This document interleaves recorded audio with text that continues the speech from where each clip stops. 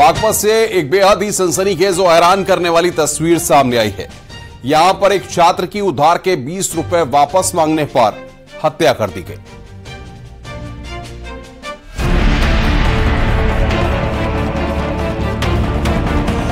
₹20 के लिए छात्र का मर्डर। बागपत के खानपुर गांव की एक खौफनाक वारदात है, जहां मात्र 20 रुपए के लिए 4 लड़कों ने 11वीं के छात्र की हत्या कर दी।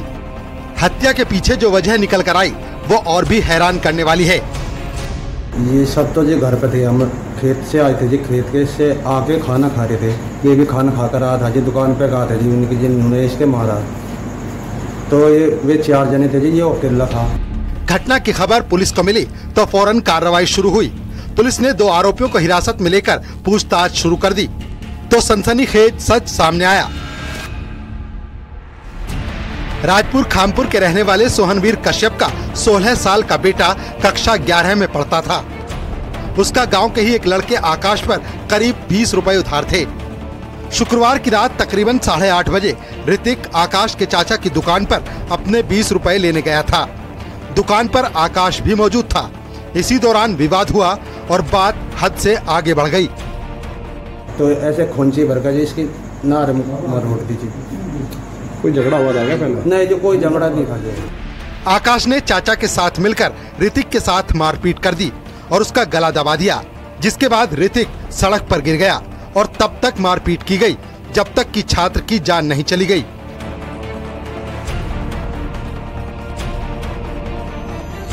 शुरुआती जांच में हत्या के पीछे 20 रुपए का विवाद सामने आया।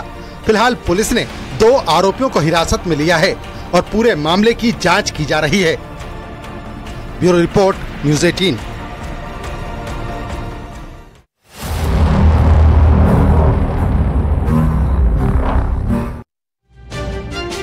आगे बढ़ते हैं। क्या एक गन्ना किसी के कत्ल की वजह बन सकता है? क्या किसी की जिंदगी की कीमत एक गन्ने से भी कम है? ये सवाल हम इसलिए पूछ रहे हैं क्योंकि हरदोई में एक 15 साल के बच्चे की हत्या महज इसलिए कर दी गई क्योंकि उसने खेत से गन्ना तोड़ा था। अब पुलिस ने इस मर्डर मिस्ट्री को सुलझाते हुए आरोपी को गिरफ्तार किया है।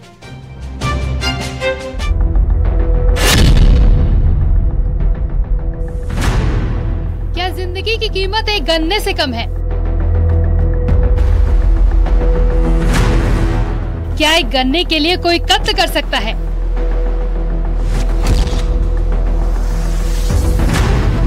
क्या गन्ना तोड़ने पर जान गंवानी पड़ेगी?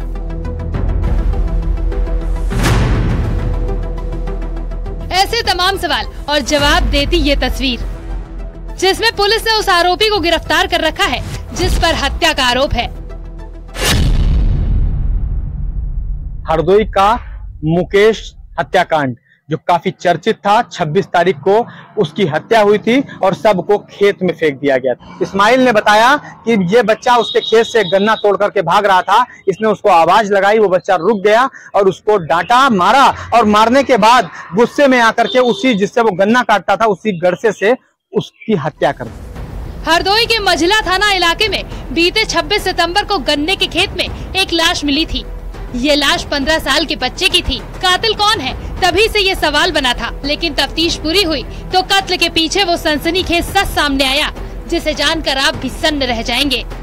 एक गन्ने के खेत के बगल में सटे हुए खेत में झाड़ियों में उसका शव मिला था, जिसके सिर पर खून के निशान थे, चोट के निशान थे।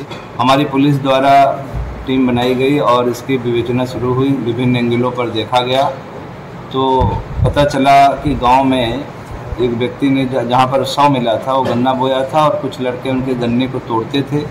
पुलिस ने जब इस ब्लाइंड केस को सुलझाने के लिए तफ्तीश शुरू की तो कोई भी कड़ी आपस में जुड़ती नहीं नजर आई, सिवाय एक बात के कि गन्ना तोड़ने को लेकर इस्माइल नाम का युवक अक्सर लड़कों पर गुस्सा किया करता था।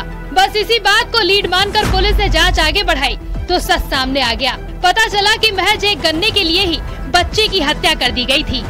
पता चला कि गाँव में एक व्यक्ति ने जहां पर शव मिला था वो गन्ना बोया था और कुछ लड़के उनके गन्ने को तोड़ते थे, जिससे वो रखवाली निरंतर करते थे और बड़े नाराज रहते थे। जो मृतक है इसका भी शिकायत थी कि एक बच्चे के साथ ये भी जाता है, कभी कभी तोड़ लेता है और उस दिन भी ये बच्चा तोड़ने गया था गन्ना तोड़ने के दौरान अकेला ही था, साइकिल थोड़ी दूर खड़ी थी उसकी, और अभियुक्त द्वारा अपने हाथ में लिए गए इस बांके से इसको सिर पर प्रहार किया गया, जिससे उसकी वहां पर मृत्यु हो गई। केस का खुलासा करते हुए पुलिस ने एक इस्माइल नाम के हत्यारोपी को गिरफ्तार किया है। पूछताछ में आरोपी ने बताया कि लड़के ने उसके खेत से गन्ना तोड़ा था। बस इसी बात पर इस्माइल को गुस्सा आ गया। उसने बांके से बच्चे की हत्या कर दी और लाश को खेत में ही छिपाकर फरार हो गया। अभियुक्त द्वारा पहले इनकार किया गया कि मेरे द्वारा यह घटना नहीं की गई, उस दिन मैं गांव में था ही नहीं। जब जांच की गई और विभिन्न कैमरों को चेक किया गया तो उस दिनांक को ये लड़का जनसेवा केंद्र से पैसे लेते हुए पाया गया था, जिसके आधार पर फिर पुनः क्रॉस वेरिफिकेशन हुआ तो इन्होंने अपना जुर्म स्वीकार किया कि ये गन्ना तोड़ने के लिए इन्होंने। घटना का खुलासा करते हुए अब पुलिस ने इस्माइल को गिरफ्तार कर जेल भेज दिया है, जबकि मामले की जांच की जा रही है। Bureau report, news 18।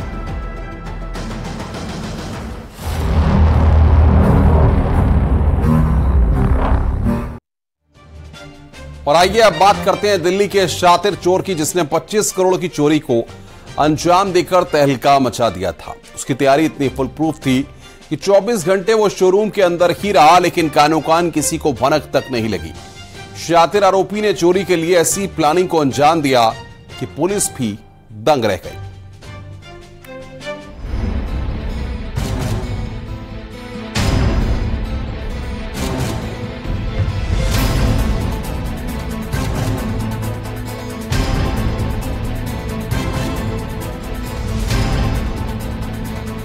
रात के अंधेरे में पीठ पर बैग लटकाए सुपर चोर, शोरूम के अंदर टहलता सुपर चोर,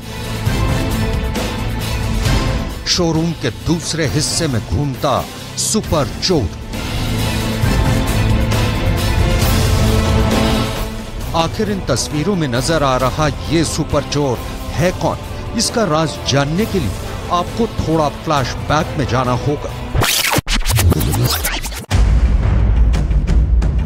सितंबर महीने के आखिरी हफ्ते में राजधानी दिल्ली चोरी की 2 वारदात से दहल गई थी। दोनों ही वारदात में एक चीज कॉमन थी, और वो ये कि चोरों ने दोनों ही वारदात में ज्वेलरी शोरूम को निशाना बनाया था। महज 48 घंटों के अंदर दिल्ली के 2 अलग अलग इलाकों में 2 ज्वेलरी शोरूम को टारगेट किया गया।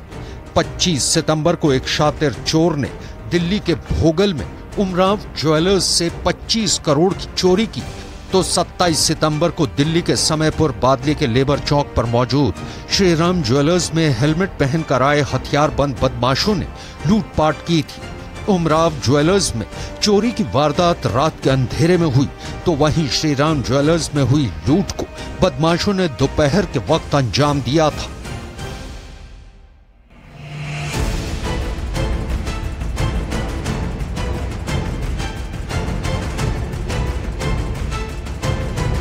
दोनों ही मामलों की जांच दिल्ली पुलिस कर रही थी, और 29 दिसंबर को खबर आई कि 25 करोड़ चुराने वाला शातिर चोर गिरफ्त में आ चुका है। इस शातिर चोर को दिल्ली पुलिस, छत्तीसगढ़ पुलिस और हैदराबाद पुलिस ने मिलकर पकड़ा है।